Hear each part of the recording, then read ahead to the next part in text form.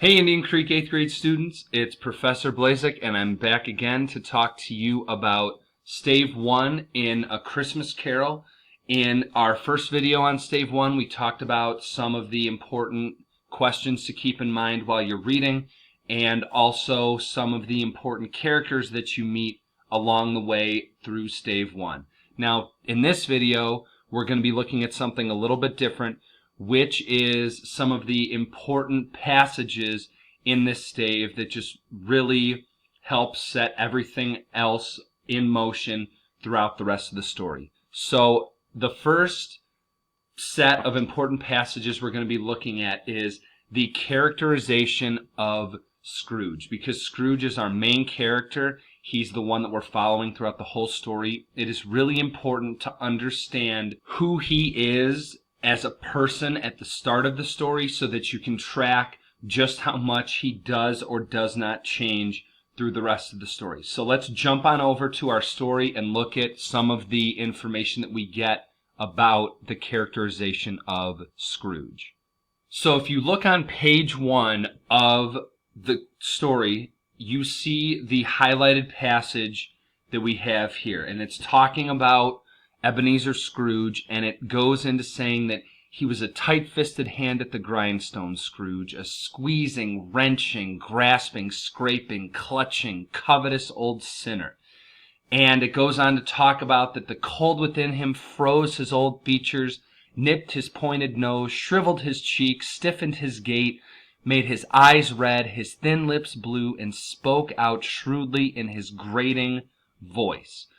It says that he carried his own low temperature always about with him. He iced his office in the dog days and didn't thaw 1 degree at Christmas, because external heat and cold had little influence on Scrooge. No warmth could warm, no wintry weather chill him. So you get this picture of this greedy, just nasty, hard-looking old man. He's got these red eyes, these thin blue lips. He just looks very evil, for lack of a better way of putting it.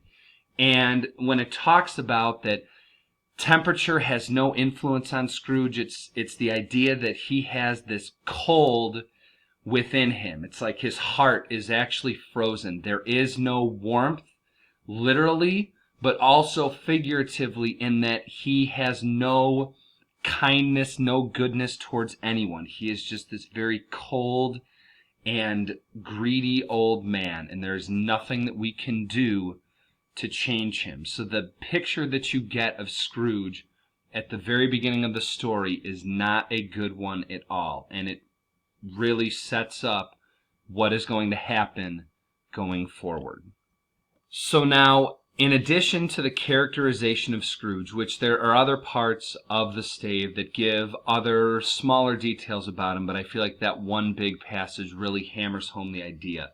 Beyond that, we also want to look at his interactions with other characters. So now, when you look at his characterization, you can see who he is on the inside, and now we can look at how he acts on the outside towards other people as well. So let's jump back over to the story. So we've moved on down to page 2 of Stave 1, and we're looking at the exchange between Scrooge and his nephew Fred. And as we talked about in the first video, his nephew Fred is a very kind young man. He is in love with Christmas. He is just very generous, and it's very hard to believe that he and Scrooge can even be related. And he comes by his uncle's office to wish him a Merry Christmas, to invite him to dinner, and Scrooge asks him at the top highlighted section, he says, "What right do you have to be merry? Why would you ever be happy around Christmas? You're poor enough." And his nephew replies, "Well, what right do you to have to be dismal? Why are you so angry and upset? You're rich enough." And Scrooge is kind of taken aback. He doesn't know what to say and just goes with his classic line of "bah humbug." And then he sort of gathers himself and he goes on to say that he's living in a world that is full of fools who are so in love with Christmas, and yet every time Christmas rolls around, all you see is that another year has passed, and yet there is no more riches. that you have saved, and that if it was up to him, he says, every idiot who goes around with Merry Christmas on his lips should be boiled with his own pudding and buried with a stake of holly through his heart. So he could not be more clear to his nephew that if it were up to him, everybody who goes around celebrating Christmas would technically, he's pretty straightforward, saying they should just be put to death. And that is just perfectly in line with what we talked about before about Scrooge's internal character, and his interactions with others reflect that to a T. So he is just very unkind to his nephew. He has no time for him. He is not interested in being merry, talking about Christmas at all. And then to sort of hammer home this point about Scrooge, we've moved down a little bit farther in his discussion with his nephew, and Scrooge asks his nephew, well, why did you ever get married? To which his nephew responds, because I fell in love. And Scrooge cannot believe this, and he says that because you fell in love, acting as though the only thing in the world more ridiculous than a Merry Christmas would be to get married for love. And so this, again, just is another example of Scrooge's coldness in interacting with other characters. He has no room in his heart for love, for joy. For him, everything is all about money and greed. And you can see that the way he treats the only family member that we meet throughout the whole story is no exception towards keeping this same idea that money is king, that it is not meant to be wasted, and that there is no reason to be joyful when there is so many bad things in the world, according to Scrooge. And now, if you look at the very top of page 4, there is another important interaction between Scrooge and two gentlemen who come by his office asking for him to make a donation to help the poor during this time of giving. You know, to them, Christmas is meant to be for being generous and helping those around you, and they're hoping that wealthy people like Scrooge would be willing to help the poor. And when they ask him this, Scrooge asks of them, are there no prisons? Are there no workhouses?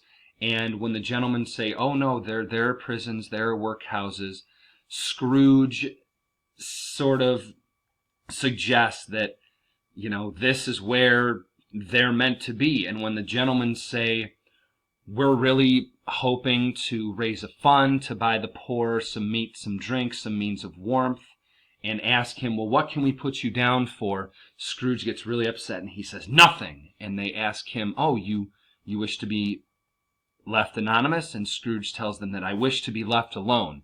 And he says that I don't make myself merry at Christmas. I can't afford to make idle people merry. And that's a really important word when he says idle, because idle means you're not taking any action, you're just sort of sitting there. And that just shows that in Scrooge's mind, poor people are idle people. They are just sort of sitting there in their sort of pathetic lives, and they're not doing anything to make their lives any better. And so to him, to Scrooge, he's thinking, I'm spending all my time working, making money. Why would I want to give my money to those people who aren't doing anything to earn it? And so he says that I help support the establishments that I have mentioned. You know, my taxes go to pay for prisons and workhouses. They are expensive enough, and the poor should just go there. And when one of the gentlemen says, many can't go there and many would rather die, Scrooge tells him, well, if they would rather die, they'd better do it and decrease the surplus population.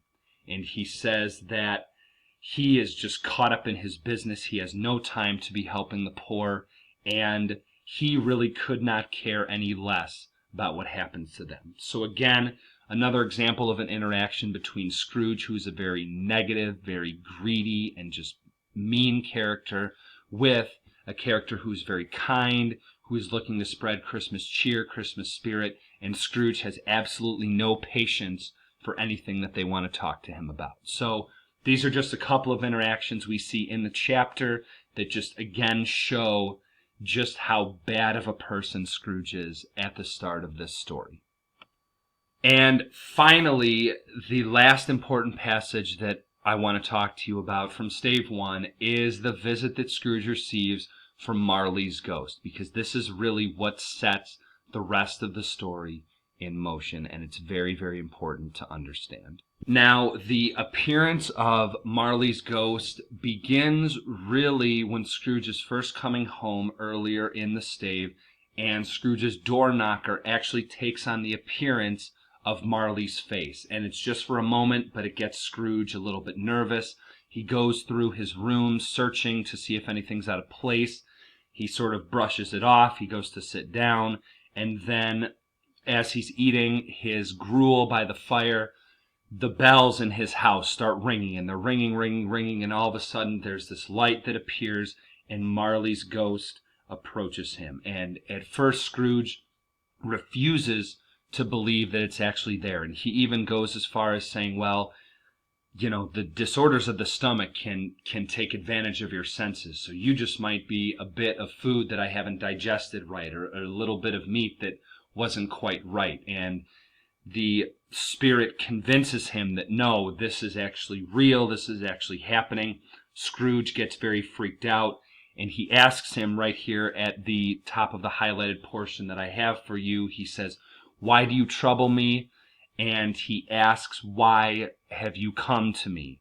And Marley tells him that the men who do not spread themselves out and do good in life are forced to do so in death. And so he has been forced to wander the world wearing this chain that he has created for himself, that he had created for himself in life through all of the bad things that he did.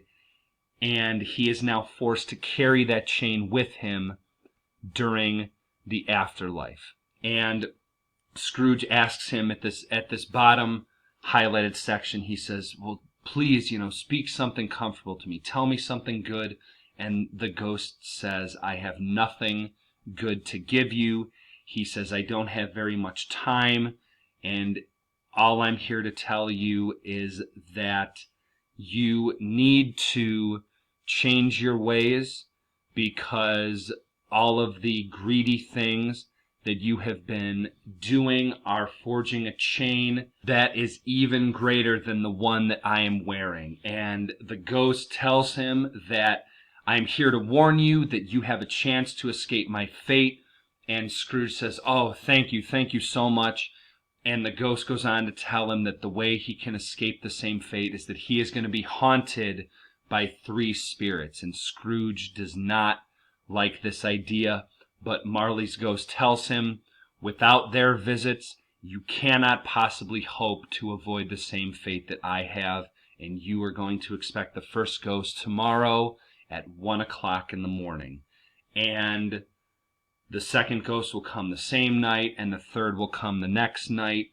And once these 3 ghosts have visited you, you will have your chance to sort of atone for all of the bad things you have done and to save yourself from the same horrible afterlife that I have lived. And after this part, Marley actually takes Scrooge out to look out into the street, and Scrooge can see not only Marley's ghost, but the ghost of a number of other people that he knew, all of whom were greedy and bad people when they were alive, and they are all wearing chains and other devices that are very similar to Marley's. And this really freaks Scrooge out and just sort of wipes him out, and that is the end of the first stave.